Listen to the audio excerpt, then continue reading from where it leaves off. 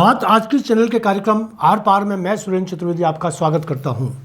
दोस्तों, अजमेर भाजपा में देवनानी और सुरेश रावत ने मनवाया लोहा। देवनानी के रमेश सोनी और सुरेश रावत के प्रजापति बने अध्यक्ष। पवन जैन को बनाया गया पर्चेबाजी का शिकार। अजमेर और पुष्कर दो धार्मिक नगरी हैं। पुष्कर ब्रह्मा जी की पुण्यस्थली तो अजमेर ख्वाजा साहब की। इतिहास में ये सम्राट पृथ्वीराज चौहान की नगरी है। ये दोनों नगरी वर्तमान में विधानसभा अध्यक्ष वासुदेव देवनानी और सुरेश रावत की तपस्या स्थली के रूप में विस्तार ले रही हैं। इन दोनों नगरी के ताले की चाबी इन्हीं दो नेताओं के हाथ में है। यह बात एक बार भाजपा के जिला और देहात अध्यक्ष मनोनयन में साबित हो चुकी है। हाथी के पांव के नीचे सबका पांव, यह कहावत देवनानी और रावत ने सिद्ध कर दी है। यूं कहने को केंद्रीय राज्य मंत्री भागीरथ चौधरी भी अपनी नेतागिरी का लोहा मनवाने में कोई कसर नहीं छोड़ रहे, मगर अंत समय में उनकी हवा निकल जाती है। उन्होंने पिछले दिनों एक चैनल के कार्यक्रम में आयोजकों को इतनी खरी खोटी सुनाई कि बेचारे अपना सा मुंह लेकर बैठ गए। नाराजगी माननीय देवनानी जी को लेकर थी। शायद उनको ऐसा लगा था कि आयोजकों ने देवनानी जी का कुर्ता उनकी धोती से ज़्यादा सफ़ेद दिखा दिया था। चौधरी जी तो इतने तैश में थे कि वे मंच पर ही इतने क्रोधित हुए कि दर्शक भी हैरान हो गए। उस समय तो उनका रौद्र रूप देखकर ही यह तय हो गया था कि वे देवनानी जी के मोहरे रमेश सोनी को किसी कीमत में अध्यक्ष नहीं बनने देंगे। भाजपा जिला और देहात अध्यक्ष जब बनाए जा रहे थे तब कई दिग्गजों की सियासत दांव पर लग गई थी। भागीरथ चौधरी, पूर्व अध्यक्ष ब्यावर के देवी शंकर भूतड़ा, पूर्व अध्यक्ष बीपी सारस्वत सहित कई नेताओं ने ब्यावर के पवन जैन पर दांव लगा रखा था। देवनानी जी सिर्फ और सिर्फ वर्तमान शहर अध्यक्ष रमेश सोनी के लिए अपनी प्रतिष्ठा सुरक्षित रखे हुए थे। मंत्री सुरेश रावत जीतमल प्रजापति के लिए मंत्र पढ़ रहे थे। ब्यावर के विधायक शंकर सिंह रावत बस पवन जैन देहात अध्यक्ष न बन जाए इसके लिए तलवारें हवा में लहरा रहे थे। मसूदा के युवा नेता आशीष सांड तो अलग अंदाज में देहात अध्यक्ष बनने की फिराक में थे। उन्होंने तो बाकायदा 4 विधायकों का लिखित समर्थन तक ले लिया था। जयपुर के दिग्गजों तक उन्होंने अपना मायाजाल फैला लिया था। जब उनको लगा कि उनका नाम दौड़ में पिछड़ गया है तो उन्होंने पवन जैन को ठिकाने लगाने में अपना पूरा ध्यान लगा दिया। पवन जैन को विवादास्पद घोषित करने के लिए उनकी मीडिया ट्रायल तक हो गई। ज़मीनों की रजिस्ट्रियों के हवाले से उनको बदनाम करने में कोई कसर नहीं छोड़ी गई। इस पूरे सियासती खेल के पीछे का सत्य आइए कुछ इस अंदाज में भी जान लें। अजमेर शहर अध्यक्ष पद पर रमेश सोनी को निर्विरोध चुना गया।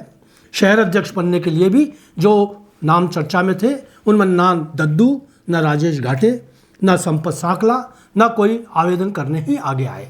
जबकि ऐसा रहा था कि रमेश सोनी को अध्यक्ष बनने से रोकने के लिए सब मिलकर किसी भी स्तर तक जा सकते हैं, पर शायद सभी अपनी औकात के आगे मजबूर हो गए थे। यहाँ सबसे बड़ी अचरज की बात यह है कि हमेशा ही शहर अध्यक्ष हो या कोई मोर्चा अध्यक्ष, उनकी नियुक्ति में उत्तर और दक्षिण में भारी धमाल मचता है और इस धमाल में हेडमास्टर साहब की भूमिका भी बहुत ज़ोरदार रहती है और कई बार तो वो उत्तर दक्षिण दोनों ध्रुवों को भिड़ाकर बाजी भी मार जाते हैं। लेकिन इस बार ऐसा कुछ भी नज़ारा देखने को नहीं मिला। आश्चर्यजनक रूप से दद्दू, अनीता बघेल जैसे कद्दावर नेताओं का पार्टी कार्यालय में ऐसे महत्वपूर्ण मौके पर प्रदेश अध्यक्ष की मौजूदगी में भी नदारद रहना भविष्य की राजनीति में उथल पुथल मचा सकता है। बात देहात अध्यक्ष की जाए तो इस पद पर आश्चर्यजनक रूप से जीतमल प्रजापति को 60 वर्ष की आयु सीमा को लांघकर भी निर्वाचित कर दिया गया।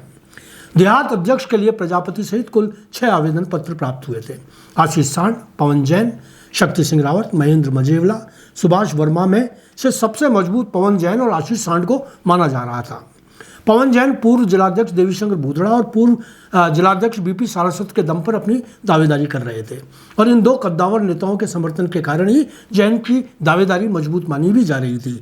यह बात सच है कि प्रदेश अध्यक्ष मदन राठौड़ के अजमेर पहुंचने से पहले तक पवन जैन का ही नाम अध्यक्ष पद के लिए फाइनल था, पर अचानक सोशल मीडिया पर चले एक मैसेज ने पवन जैन का बना बनाया खेल बिगाड़ दिया और राठौड़ को कार्यालय में पहुंचते ही अपनी पर्ची बदलनी पड़ गई। परिणाम, पर्ची प्रजापति के नाम खुल गई। दोस्तों, मुझे मेरे सूत्रों ने जानकारी दी कि आशीष सांड के समर्थन में 6 में से 4 विधायकों ने समर्थन पत्र लिखकर सांड को दे रखे थे। मेरी नज़र में तो इन विधायकों से अध्यक्ष बनाए जाने हेतु समर्थन पत्र लेना भी कोई छोटी बात नहीं है। इन विधायकों के समर्थन पत्रों के आधार पर ही सांड अपने आप को अध्यक्ष मानकर चल रहे थे। कुल मिलाकर इन अध्यक्ष की नियुक्ति ने सिद्ध कर दिया है कि शहर में देवनानी और देहात में सुरेश रावत की ही चौनी चल रही है, क्योंकि प्रजापति की पैरवी केवल सुरेश रावत ही कर रहे थे और इस नाम को कोई भी सीरियस नहीं मान रहा था। वहीं सोनी केवल देवनानी जी के बलबूते पर ही मैदान में डटे हुए थे। शहर अध्यक्ष के लिए उत्तर से देवनानी, दक्षिण से अनीता बघेल और किशनगढ़ से भागीरथ चौधरी की आम सहमति से ही अध्यक्ष बनाया जाना था। भागीरथ जी और अनीता जी दोनों ही रमेश सोनी को अध्यक्ष नहीं बनाना चाहते थे। दोनों ने राजेश घाटे का नाम चलाया था, परंतु आश्चर्य की बात है कि घाटे ने आवेदन तक ही नहीं किया और रमेश सोनी निर्विरोध अध्यक्ष बना दिए गए। मित्रों, इस बार भाजपा के कथित निर्वाचन में यह तो सिद्ध हो गया है कि अजमेर जिले में कई नेताओं के सियासती दबदबे की इज्जत खतरे में पड़ चुकी है। यदि भजन मंडली के विस्तार में अजमेर को उचित सम्मान नहीं मिला तो कई नेताओं की रही सही जाजम भी उड़ जाएगी। जो लोग इस उम्मीद से नेताओं से जुड़े हुए हैं कि क्या पता उनका नेता या नेता मंत्री बन जाए, वे सब मंत्री नहीं बनाए जाने पर पाला बदल लेंगे। बाकी तो ब्रह्मा जी ही जाने। जय झूलेलाल की, जय ब्रह्मा जी की।